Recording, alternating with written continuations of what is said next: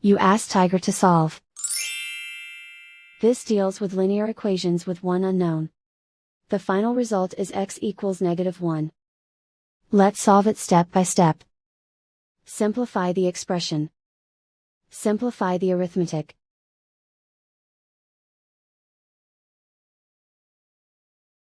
Group all x terms on the left side of the equation. Subtract 5x from both sides. Group like terms. Simplify the arithmetic. Group like terms.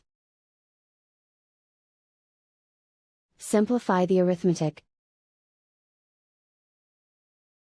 Group all constants on the right side of the equation. Add 6 to both sides. Simplify the arithmetic.